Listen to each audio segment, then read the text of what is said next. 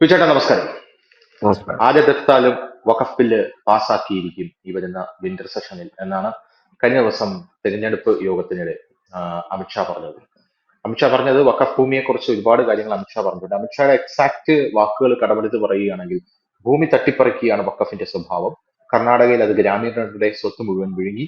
നിങ്ങൾ പറയൂ, വഖഫ് നിയമങ്ങളിൽ മാറ്റം വേണ്ടേ എന്നാണ് അദ്ദേഹം ജനക്കൂട്ടത്തോട് ചോദിച്ചത്. പോരാത്തതിന് അദ്ദേഹം പറയുന്നു, ആരെതിർത്താലും ഈ നിയമം നടപ്പിലാക്കും.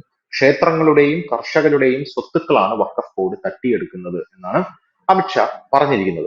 അപ്പൊ ഇതിൽ എനിക്ക് ചോദിക്കാനുള്ളത്, ഈ വഖഫ് നിയമം വിന്റർ സെഷനിൽ പാസ്സാകുക, പ്രതിപക്ഷം ശക്തമായിട്ട് പറയുന്നുണ്ട് വഖഫ് നിയമം ഞങ്ങൾ പാസ്സാക്കില്ല എന്നുള്ളത്. നമ്മള് ബി.ജെ.പി സർക്കാർ അധികാരത്തിൽ വരുമ്പോഴും നമ്മൾ പറഞ്ഞൊരു കാര്യമുണ്ട്. കാരണം ഇനി ഇവർക്ക് ബില്ലുകൾ പഴയതുപോലെ എണ്ണച്ചുട്ട അപ്പം പോലെ പാസ്സാക്കാൻ കഴിയില്ല. ഇനി അവർക്ക് പല പല ആൾക്കാരുടെ കാല് പിടിക്കേണ്ടി വരും എന്ന രീതിയിൽ നമ്മൾ പറഞ്ഞിട്ടുണ്ട്. അപ്പൊ എന്തായിരിക്കും ഈ വഖഫ് ബില്ലിന്റെ ഒരു അവസ്ഥ എന്ന് പറയുന്നത്? ഇത് പാസ്സാകും വിന്റർ സെഷനിൽ? ഈ വഖഫിന്റെ ചർച്ചകൾ എനിക്കൊന്ന് ABC ഒരുപാട് ദിവസമായിട്ട് നടത്തിക്കൊണ്ടിരിക്കും. ഇനി ഇതിലും വലിയൊരു രസകരമായ ഒരു വഖഫിന്റെ നിയമമുണ്ട്. അത് കേട്ടിട്ടുണ്ടോ തനുഷ്? ആരും കേൾക്കാൻ സാധ്യതയില്ല. പറയൂ. വഖഫിന്റെ അത് ഇന്നലെ ഹൈക്കോടതി എടുത്ത് ദൂരെ കളഞ്ഞ നിയമം. വഖഫ് ബോർഡിന് കല്യാണം നടത്തി കൊടുക്കാൻ പറ്റും. അത് ശരി. ആ അതിനുള്ള നിയമം കർണാടക സർക്കാർ വഖഫ് ബോർഡിന് കൊടുത്തിരുന്നു. നമ്മുടെ ഈ വിവാഹം ഉം, ചെയ്ത് കഴിയുമ്പോൾ രജിസ്റ്റർ ചെയ്യത്തില്ലേ, അതിനുള്ള ഉം, അതോറിറ്റി ആയിട്ട് ഈ വഖഫ് ബോർഡിന്. അപ്പൊ അത് ഇവിടെ കേട്ടപ്പോഴാണ് സത്യത്തിൽ ഈ വഖഫ് ബോർഡ് എവിടെയൊക്കെയാണ് എത്രത്തോളം അത് ആഴ്ന്നിറങ്ങി എന്ന് നമുക്ക് മനസ്സിലാകും. നമ്മളിപ്പോ അതിന്റെ ഒരു ചെറിയ ഭാഗം മാത്രം വഖഫ് ബോർഡ് എന്ന് നമ്മൾ പറഞ്ഞിട്ട് വഖഫിന്റെ ഭൂമി തട്ടിപ്പിന്റെ ഒരു കഥ മാത്രമേ നമ്മൾ കേൾക്കുന്നുള്ളൂ. അത് വളരെ വിശാലമായി പല മേഖലയിലായിട്ട് പടർന്ന് പന്തലിച്ച് നിൽക്കുന്നതാണ്. ഈ ഉം, കർണാടക ഹൈക്കോടതി അത് റദ്ദ് ചെയ്തപ്പോൾ മാത്രമാണ് നമുക്ക് മനസ്സിലാക്കാൻ പറ്റുന്നത് ഇവർക്ക് ഇതിന്റെ വകുപ്പ് ഉണ്ടായിരുന്നു എന്നുള്ളത്. ഈ അതൊക്കെ കോടതി പറഞ്ഞതെന്ന് വെച്ച് കഴിഞ്ഞാല് കല്യാണം രജിസ്ട്രേഷൻ ഒക്കെ ഇവിടെയാണ്. കോടതിയുടെ പരിപാടിയല്ല, അത് വേറെ എവിടെയെങ്കിലും വെച്ച് കല്യാണം രജിസ്റ്റർ ചെയ്താലോ ഉം, ഒന്നും നടക്കത്തില്ല. ഇപ്പൊ ഈ വഖഫ് ബോർഡിനെ കുറിച്ച് പറയുമ്പോൾ ഇന്ത്യ മാത്രമുള്ള ഒരു സംവിധാനം അല്ല ഈ വഖഫ് ബോർഡ്. സൗദി അറേബ്യ അടക്കം, ലെബനൻ അടക്കം, തുർക്കി അടക്കം, ഇന്തോനേഷ്യ അടക്കമുള്ള എല്ലാ മുസ്ലിം രാജ്യങ്ങളിലും ഈ ഇതുണ്ട്, ഈ വഖഫ് ബോർഡ് ഉണ്ട്. പക്ഷെ അവിടങ്ങളിൽ ഒന്നുമില്ലാത്ത നിയമങ്ങളാണ് ഇന്ത്യയിലുള്ളതെന്നാണ് വളരെ രസകരമായ കാര്യം. അവിടങ്ങളിലൊക്കെ ഉം. വെറും ഒരു ബോർഡാണ്. ഈ എന്താണ് സൗദി അറേബ്യയിലുള്ള വഖഫ് ബോർഡിന്റെ പണി? പ്രത്യേകിച്ച് അവർക്ക് പണിയൊന്നുമില്ല. അവിടെ ഈ അതെ. തീർത്ഥാടന കാലം വരുമ്പോൾ അതിന്റെ അറേഞ്ച്മെന്റിന്റെ ഭാഗമായിട്ടാണ് അവരെ കൂടി പങ്കെടുപ്പിക്കുക, ഉൾക്കൊള്ളിക്കുക എന്നൊരു സാധനം മാത്രമാണ് അവിടെ ഉള്ളത്. ഈ ലോകത്ത് തന്നെ ഏറ്റവും കൂടുതൽ വഖഫ് ബോർഡ് സ്വത്തുക്കൾ ഉള്ളത് ഇന്ത്യയിലാണ്. ഇന്ത്യയിലെ നിയമം കേട്ടിട്ട് ഈ ഗൾഫ് കൺട്രീസിൽ ഇരിക്കുന്ന ആളുകൾ കണ്ണു തള്ളുകയാണ്. ഇവിടുത്തെ വഖഫ് ബോർഡിന്റെ ഒരു ഉം, എന്താണ് പവറും സ്വത്തും എല്ലാം കണ്ടിട്ട് ആ രീതിയിലേക്കാണ് പോകുന്നത്. ഈ വഖഫ് ബോർഡിന്റെ ബില്ല് കൊണ്ടുവരണമെന്ന് തീരുമാനിച്ചത് BJP അല്ല, കോൺഗ്രസ് ആണ്. കോൺഗ്രസിന്റെ കാലത്ത് ഇതിനൊരു തടയിടണമെന്ന് ഒരു രീതിയിലേക്ക് അവർ വന്നത്. പക്ഷെ കോൺഗ്രസ് അത് പിന്നീട് മുമ്പോട്ട് കൊണ്ടുപോകാൻ കഴിഞ്ഞില്ല. കാരണം അവര് പിന്നീട് വന്ന കോൺഗ്രസ് സർക്കാരുകളൊക്കെ പല പല മുന്നണികളെ വെച്ചുകൊണ്ടായിരുന്നു. പിന്നെ അവരുടെ ഒരു ബേസ് വോട്ട് ബാങ്ക് എന്ന് പറഞ്ഞ മുസ്ലിം വോട്ട് ബാങ്ക് ആയിരുന്നു. അതായത് എന്താണ്, കണ്ണടച്ച് മുസ്ലിങ്ങൾ വോട്ട് ചെയ്യുന്നൊരു പാർട്ടി കോൺഗ്രസ് ആണ് അന്നും ഇന്നും. അപ്പൊ അതൊക്കെ കൊണ്ടാണ് അവരത് നടപ്പാക്കാതെ പോയത്. പക്ഷേ ഈ BJP 2019 സെൻട്രൽ അധികാരത്തിൽ വന്നതിന് ശേഷം അവര് പല സംസ്ഥാനങ്ങളിലും അധികാരം പിടിച്ചു. അതിനകത്ത് ഒരു സംസ്ഥാനമാണ് ഉത്തരാഖണ്ഡ്. ഞാൻ പറയില്ലേ, BJPയുടെ ഏറ്റവും മിടുക്കന്മാരായ മുഖ്യമന്ത്രിമാർ ആരാന്ന് ചോദിച്ചു കഴിഞ്ഞാൽ ഞാൻ ആദ്യം പറയുന്ന പേര് ശ്രീ പുഷ്കർ സിംഗ് ധാമിയുടെ പേരായിരിക്കും. ഉം, അപ്പൊ അദ്ദേഹം ഒരു പ്രാസംഗികനല്ല, ഒരു ഷോമാൻ ഒന്നുമല്ല, ഉള്ള കാര്യങ്ങൾ ഭംഗിയായിട്ട് ചെയ്യും. അപ്പോ ഈ ഇദ്ദേഹമാണ് പിന്നെ ഈ വഖഫ് ബോർഡിന്റെ ഒരു വലിയ ഒരു ഭീകരാവസ്ഥ പുറത്തു കൊണ്ടുവന്നു. അവിടെ ഒരു 56,000 ഏക്കർ സ്ഥലം. അത് ധനുഷ് ശ്രദ്ധിച്ചിട്ടുണ്ടോ? ഒരു വർഷം മുമ്പോട്ട് ഒരു വലിയ ഉം, കലാപം ഉണ്ടായിരുന്നു. വനിതാ പോലീസുകാരെയൊക്കെ ആക്രമിച്ച് കൊലപ്പെടുത്തിയ ഒരു വലിയ കലാപം, അവിടുത്തെ ഒരു അനധികൃത ദർഗ പൊളിക്കുന്നതുമായി ബന്ധപ്പെട്ടിട്ടുള്ള ഒരു കലാപമായിരുന്നു. ഉം, ഉം, ഉം. അപ്പൊ ഈ 56,000 ഏക്കർ എങ്ങനെ പോയി, എങ്ങനെയാണ് ഈ 56,000 ഏക്കറെ കുറിച്ച് അന്വേഷണം തുടങ്ങിയതെന്നുള്ളിടത്താണ് ഈ വഖഫ് ബോർഡിന്റെ അഴിമതി നമ്മൾ മനസ്സിലാക്കേണ്ടത്. ഈ വഖഫ് ഉം. ബോർഡിൽ അഴിമതി നടക്കുന്നുണ്ടെന്ന് പറഞ്ഞത് BJPക്കാരോ അല്ലെങ്കിൽ ഹിന്ദുക്കളോ ക്രിസ്ത്യാനികളോ ഒന്നും അല്ല, മുസ്ലിം സമുദായത്തിനകത്തുള്ള അവരുടെ സംഘടനകൾ തന്നെയാണ് പറയുന്നത്. അങ്ങനെ ഉം. ഇതിന് ഒരു അഴിമതി കേസ് വരുന്നു. ഇങ്ങനെ സ്ഥലം, വഖഫ് ബോർഡിന്റെ സ്ഥലം ഒരു ഷോപ്പിംഗ് കോംപ്ലക്സുമായി ബന്ധപ്പെട്ട ഒരു കേസാണ് വന്നു. അപ്പൊ ഈ ഷോപ്പിംഗ് കോംപ്ലക്സ് അനധികൃതമാണ്, സ്ഥലം കൈയേറിയിട്ടുണ്ടെന്ന് പറഞ്ഞു. ഇത് മുസ്ലിം സമുദായത്തിനിടയിലുള്ളവർ തന്നെ കൊടുത്ത പരാതിയാണ്. അങ്ങനെ ഇതിന്റെ അന്വേഷണം മുൻപോട്ട് പോകുന്നു. ഈ സ്ഥലം ആരുടെയാണെന്ന് അറിയണമല്ലോ. ഈ അന്വേഷണം പിന്നീട് എത്തി നിന്നത് എവിടെയാണ്? വഖഫ് ബോർഡിന്റെ ഭൂമിയാണ്. അവിടെയാണ് ഈ ഉം. പാർപ്പിട സമുച്ചയങ്ങളും ഒപ്പം തന്നെ ഈ ഷോപ്പിംഗ് കോംപ്ലക്സിലും കെട്ടിയിരിക്കുന്നത്. ഇവിടെ തൊട്ടാണ് സർക്കാർ ഇതിന്റെ ഗൗരവം മനസ്സിലാക്കി അന്വേഷണം തുടങ്ങുന്നത്. അപ്പൊ ഉം, യഥാർത്ഥത്തില് വകുപ്പിന്റെ നിയമം അനുസരിച്ച് അവരുടെ ഭൂമി കൊമേഴ്സ്യൽ ആവശ്യങ്ങൾക്ക് ഉപയോഗിക്കാനേ പാടില്ല. അതായത് ഉം, അതിനകത്ത് അവർക്ക് ആശുപത്രി ചെയ്യുക, ഇല്ലെങ്കിൽ ലൈബ്രറി ചെയ്യുക, ഇല്ലെങ്കിൽ അങ്ങനെ ആ ഒരു സമുദായത്തിന്റെ ഉന്നമനത്തിന് വേണ്ടിയിട്ടുള്ള ചാരിറ്റി പരമായ കാര്യങ്ങളല്ല ഇവർക്ക് ചെയ്യാം. പക്ഷെ പൈസ മേടിക്കുന്ന ഒരു പരിപാടി ചെയ്യാൻ പറ്റും. അവിടെയാണ് ഷോപ്പിംഗ് കോംപ്ലക്സ് വന്നിരിക്കുന്നത്, അവിടെയാണ് ഈ റെസിഡൻഷ്യൽ കോംപ്ലക്സുകൾ വന്നിരിക്കുന്നത്. സ്വാഭാവികമായിട്ടും ഇതിന്റെ അന്വേഷണം പോയി മുഴുവൻ പേപ്പേഴ്സും എടുത്തു വരുമ്പോൾ എന്താണ് ചെയ്യുന്നത്? ഈ വകുപ്പോട് ചെയ്യുന്ന പണി, ഭൂമി അവരുടേതാണെന്ന് പറയുക. രണ്ട് തരത്തിലാണ് അവർ ഇതിനകത്ത് ചെയ്യുന്നത്. അവരുടേതാണെന്ന് പറയുന്നു, എന്നിട്ട് ഇത് മറിച്ച് വിൽപ്പനയാണിത്. ഈ ബോർഡിൽ ഇരിക്കുന്ന മെമ്പർമാര് മറിച്ച് മറിച്ച് ഉം, കൊടുത്തുകൊണ്ടിരിക്കും. അത് കണ്ണായ സ്ഥലങ്ങളാണ് ഈ ഭൂമി ഈ വകുപ്പിന്റെ എന്ന് പറയുന്നത്. കാരണം വകുപ്പുകാരുടെ ഉം, രേഖയില്ല, ആരുടെയും രേഖയിൽ ഇവരങ്ങ് എഴുതി കൊടുക്കുന്നു, ഞങ്ങളുടെയാണ് കൊടുക്കുന്നത്. മറ്റൊന്ന്, ചില ഭൂമികൾ കണ്ടെത്തിയിട്ട് ഇത് ഞങ്ങളുടെ ഭൂമിയാണ്, കുറെ ആളുകൾ താമസിക്കുന്നില്ല, കുറെ ബിൽഡിംഗ് ഉള്ള സ്ഥലത്ത് ഇവർ നോട്ടീസ് അങ്ങ് കൊടുക്കും, ഇത് ഞങ്ങളുടെ ഭൂമിയാണെന്ന് പറയാം. അതെ. സ്വാഭാവികമായിട്ട് അവരെന്ത് ചെയ്യും? നല്ലൊരു എമൗണ്ട് കൊണ്ട് ഇവർക്ക് കൊടുക്കും. ഇതെങ്ങനെ സെറ്റിൽ ചെയ്യണമല്ലോ. അപ്പോൾ ഉം, ബാക്ക്ഡോർ ഡീൽസ് ആണ് ഇത് നടക്കുന്നത്. അപ്പൊ അവിടെ കൊണ്ട് കൊടുക്കുന്നു, അവിടെ സെറ്റിൽ ആകുന്നു. ഇല്ലെങ്കിൽ പിന്നെ കേസ് കോടതിയിലൊന്നും പോകേണ്ട ആവശ്യം, നമുക്ക് സെറ്റിൽ ചെയ്യാം. ഈ രീതിയിൽ തിന്നു കൊഴുത്ത് നടക്കുന്ന ഒരു വലിയ സാമ്രാജ്യമാണ്, ഒരു മാഫിയ സംഘം തന്നെയാണ് ഇതില്. ഇതിൽ നല്ല ആളുകൾ ആ, ഉണ്ടാകാം, ഇല്ലെന്നല്ല നമ്മൾ പറയുന്നത്, കുറച്ച് പേരുണ്ടാകാം. ഇതിനെതിരെയാണ് വിവിധ മുസ്ലിം സംഘടനകളാണ് കേന്ദ്ര സർക്കാരോട് ആദ്യം റിക്വസ്റ്റ് ചെയ്യുന്നത്, ഈ ബോർഡ് അഴിച്ചു പണിയണമെന്നാണ് അവർ പറഞ്ഞത്. ഉം, അതല്ലാതെ ഇതിന്റെ അപ്പം ഈ ഉത്തരാഖണ്ഡിൽ ഇത് കണക്ക് അന്വേഷണം ആരംഭിച്ചപ്പോ 56,000 ഏക്കർ ഭൂമി ഇതേ കണക്ക് പോയിട്ടുണ്ട്. എല്ലാം പിടിച്ചെടുത്തു, അവിടുത്തെ സർക്കാർ എല്ലാം പിടിച്ചെടുത്തിട്ട് അവിടുത്തെ കംപ്ലീറ്റ് ഒഴിപ്പിച്ചു. തുടർന്ന് യുപിയില്, ആസാമില് ഹിമന്ത് ബിശ്വ ശർമ്മയുടെ, ബി ജെ ഉം, പിയുടെ കുറെ നല്ല മുഖ്യമന്ത്രിമാര് ടീം അതൊക്കെയാണ്, ഈ മധ്യപ്രദേശിലൊക്കെ ഇരിക്കുന്ന മോഹൻ യാദവ് അടക്കമൊക്കെ. അപ്പോ ഈ ഇവരെല്ലാം കൂടി ഇത് അന്വേഷിച്ച് വന്നപ്പോഴാണ് ഈ പലയിടത്തും ഈ ഒരു ഇഷ്യൂ ഉള്ളതായിട്ടും മറ്റും കാണുന്നത്. അതിനു മുൻപ് തന്നെ ഈ ബോർഡ് നീക്കം ചെയ്യണം എന്നുള്ളത് ബി ജെ പി എന്ന രാഷ്ട്രീയ പാർട്ടിയുടെ ബേസ് ആയിട്ടുള്ള അവിടെ കുറെ അജണ്ടകളുണ്ട്, ചില മുദ്രാവാക്യങ്ങളുണ്ട്. ഈ രാമക്ഷേത്രം പോലെ, ഉം, ആർട്ടിക്കിൾ 370 പോലെ ഉള്ള അവരുടെ ഒരു പഴയ കാലം തൊട്ടുള്ള ഒരു മുദ്രാവാക്യമാണ് ഈ വഖഫ് ബോർഡിന്റെ ഒരു മുദ്രാവാക്യം. പക്ഷെ ഈ വഖഫ് ഉം, ബോർഡിനകത്ത് ഇത്രയും ഭീതിജനകമായ കാര്യങ്ങളാണ്. ഏതാണ്ട് 9 ലക്ഷം ഏക്കർ സ്ഥലമാണ് വഖഫ് ബോർഡിന് ഭൂമിയായിട്ട് ഇന്ത്യയിലുള്ളത്. ഉം, കോടാനുകോടി രൂപയുടെ സ്വത്തുക്കളുണ്ട്. ഏതാണ്ട് ആയിരക്കണക്കിന് കോടി രൂപയുടെ സ്വത്തുക്കളുള്ള ഉം, ഒരു ടീമാണ്. അവിടെ അപ്പോഴൊക്കെയാണ് ജനം ഇതിന്റെ ഒരു സാമ്പത്തിക അടിത്തറയെ കുറിച്ച് മനസ്സിലാക്കുന്നത്. ഒപ്പം തന്നെ അതിന് എന്താണ് ഇത്രയും സംഭവം ഇവിടെ ഉള്ളതായിട്ട് മനസ്സിലാക്കും. ഇപ്പോഴെന്തുകൊണ്ടാണ് വഖഫ് ബോർഡ് എല്ലായിടത്തും നോട്ടീസ് ചറപറ കൊണ്ട് കൊടുക്കുന്നത്? ഇത്രയും വിഷയങ്ങൾ കത്തി ഉം, നിൽക്കുമ്പോഴും അവർ കൂസലില്ലാതെ എന്തുകൊണ്ട് കൊടുക്കുന്നു എന്ന് ചോദിച്ചു കഴിഞ്ഞാൽ, അത് അവർ നടത്തുന്ന ഒരു നീക്കമാണ്. അതായത് ഇതെല്ലാം ഞങ്ങളുടെ ഭൂമിയാണ്, എന്തായാലും അവർക്ക് തന്നെ അറിയാം ഈ ഭൂമി അവർക്ക് കിട്ടില്ല എന്നുള്ളത്, അപ്പൊ ഞങ്ങളുടെ ഭൂമിയാണ്, ഉം, നാളെ അവർക്കത് പറയാനായിട്ടാണ്. ഉം, തിരുവനന്തപുരം സെക്രട്ടേറിയറ്റ് ഞങ്ങളുടെ ഭൂമിയാണ്, കൊടുത്തു സർക്കാർ, കേന്ദ്ര ഉം, സർക്കാർ ഉം, കൊണ്ടുപോയില്ലേ? കേന്ദ്ര സർക്കാർ ഉം, കൊണ്ടുപോയി, ഇല്ലെങ്കിൽ ഞങ്ങൾ കൊടുത്തു, ഇല്ല കേന്ദ്ര സർക്കാർ പിടിച്ചെടുത്തു. ഉം, തിരുവനന്തപുരം എയർപോർട്ട് ഞങ്ങളുടെയാണ്, വിട്ടുകൊടുത്തു എന്ന് ഇത് പറയാൻ വേണ്ടിയിട്ട് നടത്തുന്ന ഒരു നാടകീയ നീക്കമാണ് ഇപ്പൊ നടന്നത് വഖഫിന്റെ. ഞാൻ ഉം, ഉം, ചോദിച്ചോട്ടെ, വഖഫിന് മുമ്പ് ഒരു 8 നൂറ്റാണ്ടുകൾക്ക് മുമ്പ് നമ്മുടെ മൗര്യ ഉം, സാമ്രാജ്യം ഉണ്ടായിരുന്നു. മനുഷ്യ സമയം കിട്ടുമ്പോൾ നമ്മുടെ ഗൂഗിളിൽ മൗര്യ സാമ്രാജ്യത്തിന്റെ മാപ്പ് കിട്ടും. അതിലെനിക്ക് ഉം, തോന്നുന്നു ഈ ദക്ഷിണ ഇന്ത്യ ഒഴിച്ച്, പ്രത്യേകിച്ച് കേരളവും കർണാടകവും ഒക്കെ ഒഴിച്ചിട്ടുള്ള അവിടെ തൊട്ട് ഏതാണ്ട് അഫ്ഗാനിസ്ഥാനും കഴിഞ്ഞാണ് മൗര്യ സാമ്രാജ്യത്തിന്റെ ആ ഒരു ടെറിറ്ററി, ഒരു ഏരിയ കിടക്കുന്നത്. ഉം, ഉം, നാളെ നമുക്ക് പറയാമല്ലോ ഇതൊക്കെ നമ്മുടെയാണ്, മൗര്യ സാമ്രാജ്യത്തിന്റെയാണ് ഈ സ്ഥലങ്ങളെല്ലാം. അതായത് ഉം, ആന്ധ്ര നമ്മുടെയാണ്, അത് സംസ്ഥാനം. വഖഫ് ബോർഡ് ഇപ്പോൾ ഒരു സംസ്ഥാനം, ചെറിയ സ്ഥലമല്ലേ പറയുന്നത്. മൗര്യ സാമ്രാജ്യത്തിന്റെ കഥ വെച്ച് പറയുകയാണെങ്കിൽ ഇന്ത്യ മാത്രമല്ല അഫ്ഗാനിസ്ഥാനും നമ്മുടെയാണെന്ന് നമുക്ക് പറയേണ്ടി വരും. ഉം, അപ്പോ ഇതിനകത്തൊരു ഒരു കാര്യം ഇതാണ്. അപ്പൊ അതുകൊണ്ട് ഇവർ ഓടി നടന്ന് കൊടുക്കുന്നതിന്റെ ഉദ്ദേശം, ഇത് ഇവർക്ക് അറിയാം ഇത് പോകും, ഈ നിയമം വരുന്നു, ഇതെല്ലാം ഉം, പോകുമ്പോ അവർക്ക് പറയാനായിട്ടാ ഞങ്ങളുടെ ആയിരുന്നു അത്, ഞങ്ങൾ കൊടുത്തതല്ലേ. ഈ നാട്ടില് ഇവരിപ്പോ പറയുന്നില്ല സ്വാതന്ത്ര്യം ഞങ്ങൾ നേടിത്തന്നാണെന്ന് പറയുന്നത്, മുസ്ലിങ്ങൾ വിട്ടുകൊടുത്തത് മാത്രമേ ഇന്ന് ഇന്ത്യയിലുള്ളൂ എന്ന് പറയുന്നതിന് വേണ്ടിയിട്ടാണ് ഇവർ ഈ പണി മുഴുവൻ ഇപ്പൊ ചെയ്തുകൊണ്ടിരിക്കുന്നത്. പാർലമെന്റ് വഖഫ് ബോർഡ് ഭൂമിയിലാണെന്ന് പറഞ്ഞു. ഉം, പിന്നെ ചാന്ദിനി ചൗക്ക് ഉണ്ട്, ചാണക്യപുരി ഉണ്ട്, ദില്ലി എയർപോർട്ട് ഉണ്ട്, ഇതെല്ലാം വകുപ്പിന്റെ ആണെന്നാ പറയുന്നത്. എന്തിന് എം പിമാർ താമസിക്കുന്ന ക്വാർട്ടേഴ്സ് പോലും വകുപ്പിന്റെ ആണ്, വാടക കാരണമാണ്.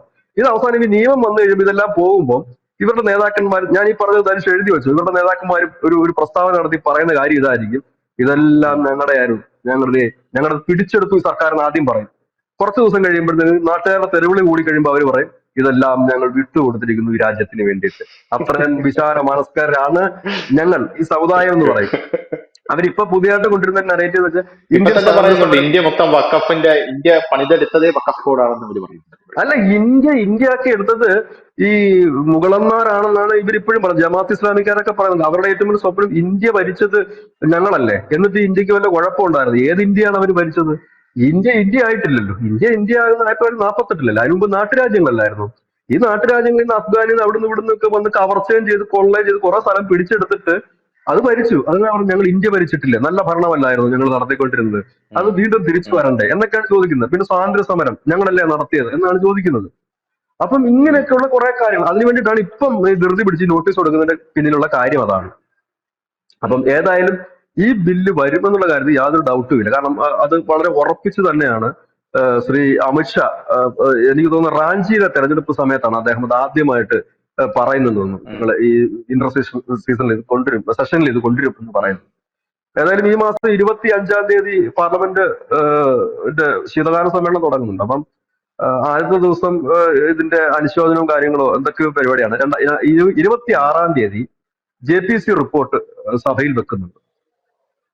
അപ്പൊ അതിനെക്കുറിച്ച് എനിക്ക് തോന്നുന്നു 2-3 ദിവസം ചർച്ചയുണ്ടാകും. ഒരു പക്ഷെ ഉം.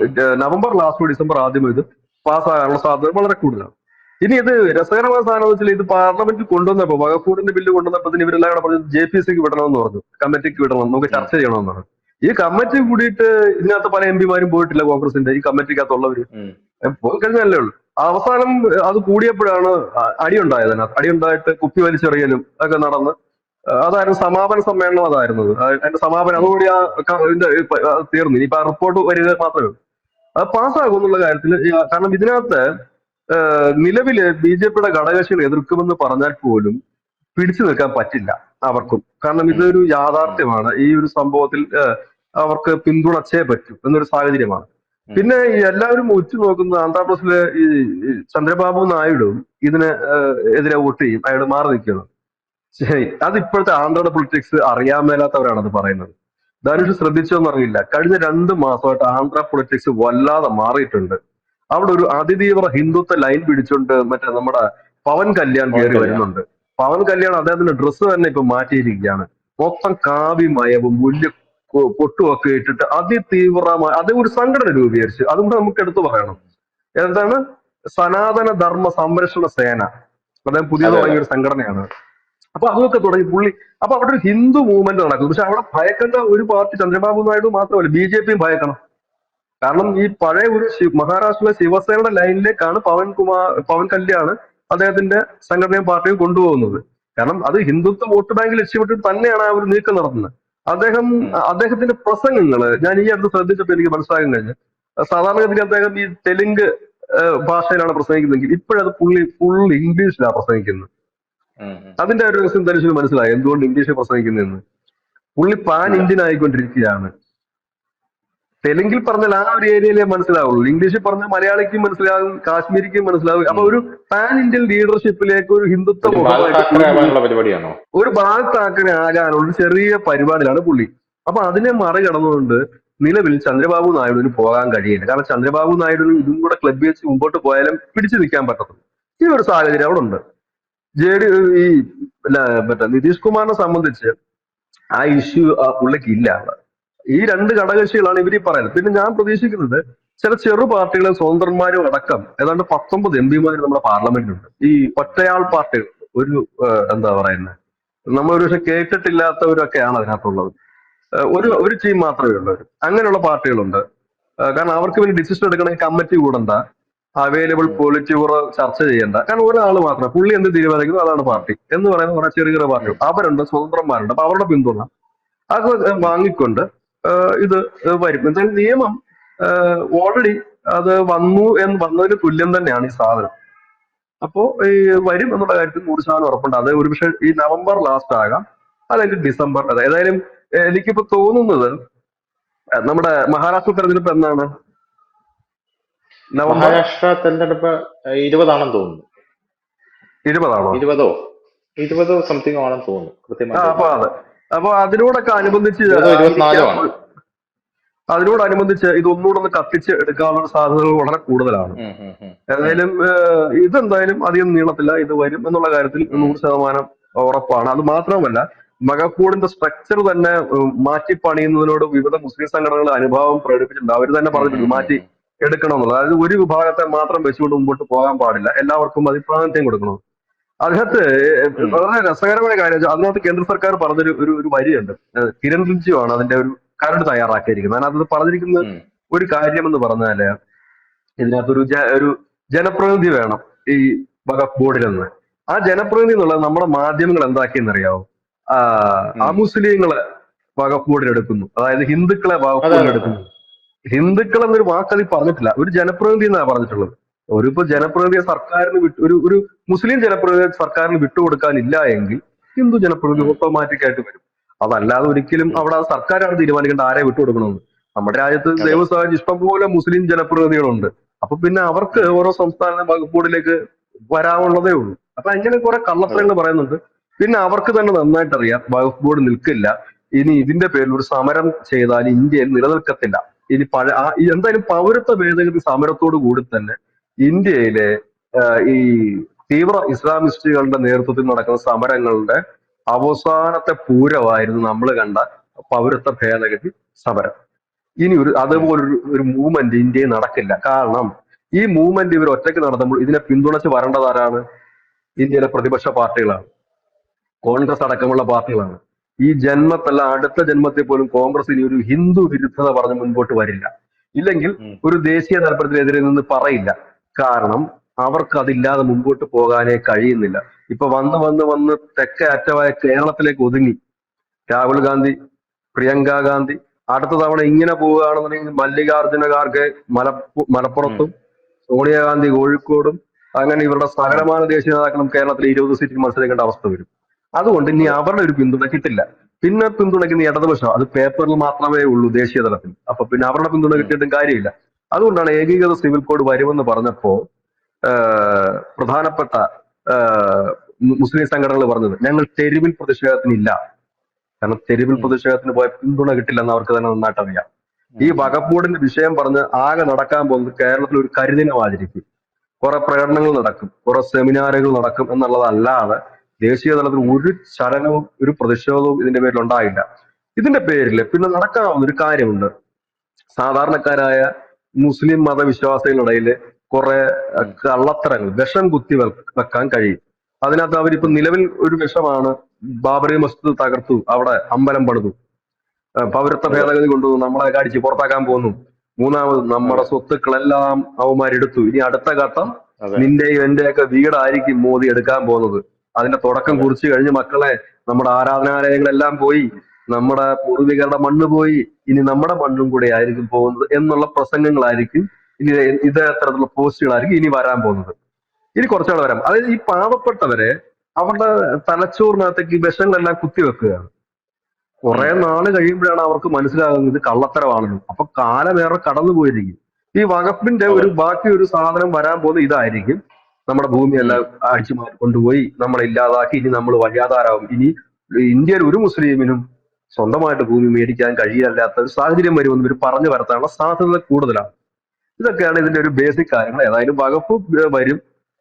ഈ മാസം ഒടുവിൽ എനിക്ക് തോന്നുന്നു ഒരു 26-ാം 27-ാം തീയതി സംബന്ധിച്ച ചർച്ചകൾ, ഈ റിപ്പോർട്ടിന് മേലുള്ള ചർച്ചകൾ പാർലമെന്റിൽ തുടങ്ങും. അതിന് പാസ്സാകുന്നത് BJP ആയതുകൊണ്ട് എപ്പോ പാസ്സാക്കുമെന്ന് പറയാൻ കഴിയില്ല. അവരൊരു വളരെ പെട്ടെന്നാണ് അവർ ബില്ല് കൊണ്ടുവരികയും നൊടിയുടയ്ക്കുള്ളിൽ പാസ്സാക്കുകയും ചെയ്യുന്ന ഒരു ടെക്നിക്ക് അവർക്കുണ്ട്. അത് പ്രേമേന്ദ്രൻ അതെ. MP ഒരിക്കൽ പറഞ്ഞു വരുന്നു. ഈ വെള്ളിയാഴ്ച പിന്നെ ആണ് ഇവര് ബില്ല് കൊണ്ടിരുന്നത്. ഈ വെള്ളിയാഴ്ചത്തെ അത് പ്രത്യേകത ഉച്ചയ്ക്ക് എന്താണെന്ന് വെച്ച് ശേഷം. കഴിഞ്ഞാൽ ഉച്ചയ്ക്ക് ശേഷം. കാരണം വെള്ളിയാഴ്ചത്തെ പ്രത്യേകത, വെള്ളിയാഴ്ച മിക്കവാറും എല്ലാ MP മാരും വീട്ടിൽ പോകുന്ന ദിവസമാണ്. ശനി ഞായറും ഉം, അവധിയാണ്. അപ്പൊ അവര് അത് പോകും. ആ ഒരു സമയം നോക്കി, ഇല്ലെങ്കിൽ ഉത്സവകാലം തുടങ്ങുന്നതിന് തൊട്ട് തലേന്നായിരിക്കും. ഉത്സവകാലം ഉം. തുടങ്ങിക്കഴിഞ്ഞാൽ നോർത്ത് ഇന്ത്യയിലൊക്കെ MP മാർ അവരുടെ നാട്ടിൽ പോകും. അതിന് മുമ്പായിരിക്കും. എന്ന് പറഞ്ഞാൽ ഒരു പെട്ടെന്നൊരു സുപ്രഭാതത്തിൽ ഈ സാധനമായിട്ട് വരും, അവർ പാസ്സാക്കി എടുക്കുക തന്നെ ചെയ്യും. അത് യാതൊരു തർക്കവും ഇല്ല അതിനകത്ത്. എന്തായാലും വഖഫ് ബില്ല് പാസ്സാകില്ല എന്ന് പറഞ്ഞാശ്വസിക്കുന്ന കുറച്ച് സുഡാപ്പികൾ നമ്മുടെ കേരളത്തിലുണ്ട്. പിന്നെ വഖഫ് ബില്ല് പാസ്സാകില്ല എന്ന് പറയുമ്പോഴും അത് മനസ്സിൽ പാസ്സാകണേ എന്ന് പ്രാർത്ഥിക്കുന്ന കമ്മ്യൂണിസ്റ്റുകാര് നമ്മുടെ കേരളത്തിൽ ഒരുപാട് ഉണ്ട്. വഖഫ് ബില്ല് വന്നപ്പോ യഥാർത്ഥത്തില് നരേന്ദ്രമോദിയെ തെറി പറഞ്ഞുകൊണ്ടിരുന്ന കേരളത്തിലെ ജനങ്ങൾ മുനമ്പവും വയനാടും തളിപ്പറമ്പും എല്ലാം കണ്ടിട്ട് ഇതെങ്ങനെയെങ്കിലും ഒന്ന് പാസ്സായി കിട്ടിയാൽ മതി എന്ന് പ്രതീക്ഷിക്കുന്ന ജനങ്ങളാണ് ഇവിടെ പൂർണ്ണമായിട്ടും ഉള്ളത്. പിന്നെ ഇവിടെ പാലക്കാടും പിന്നെ ഈ രണ്ട് ഉപതെരഞ്ഞെടുപ്പുകളും ഒക്കെ നടക്കുന്നത് കൊണ്ട് തന്നെ ഇവിടെയുള്ള രാഷ്ട്രീയ നേതൃത്വത്തിന് ഈ മധുരിച്ചിട്ട് തുപ്പാനും വയ്യ, കഴിച്ചിട്ട് ഇറക്കാനും പറ്റുന്നില്ല എന്നുള്ള അവസ്ഥയാണ് യഥാർത്ഥത്തിൽ വഖഫ് ബില്ല് കൊണ്ടുണ്ടായത്. ഒരു പ്രമേയമൊക്കെ ആദ്യമേ അങ്ങ് പാസ്സാക്കിപ്പോയി. അപ്പോഴാണ് മുൻപത്തെ ഈ വിഷയം വന്നത്. അപ്പോ അവിടെയുള്ള ക്രിസ്ത്യാനികൾ ചോദിക്കുന്നുണ്ട്, ഇത് ആരെ ഇതിന് വേണ്ടിയിട്ടാണ് ഈ പ്രമേയം പാസ്സാക്കിയതെന്ന് ചോദിക്കുന്നുണ്ട്. ചാനൽ ചർച്ചകളിലൊക്കെ കയറി ഇരുന്ന് ഘോരം കമ്മ്യൂണിസ്റ്റുകാരും കോൺഗ്രസ്സുകാരും വാദിക്കുന്നുണ്ട്. BJP-ക്കാർ മാത്രമല്ല മുൻപത്തെ ജനങ്ങളെ അഡ്രസ് ചെയ്യുന്നത്. യഥാർത്ഥത്തിൽ BJP-കാരനായിട്ടുള്ള സുരേഷ് ഗോപിയാണ് ഇതിന് തുടക്കം ഇട്ടത് എന്നുള്ളതാണ് ഏറ്റവും പ്രധാനപ്പെട്ട ഒരു കാര്യം എന്ന് പറയുന്നത്. അതിന്റെ ഒരു സമാപ്തി എന്ന വണ്ണം നമുക്ക് അമിത്ഷാ വഖഫ് ബില്ല് പാസ്സാക്കുന്ന ആ ദിവസത്തിന് വേണ്ടി കാത്തിരിക്കും. Thank you Vijay, thank you so much. കൂടുതൽ വാർത്തകളും വിശേഷങ്ങളും നിങ്ങളിലേക്ക് എത്താൻ ABC മലയാളം സബ്സ്ക്രൈബ് ചെയ്യുക, ബെൽബട്ടനും അമർത്തുക.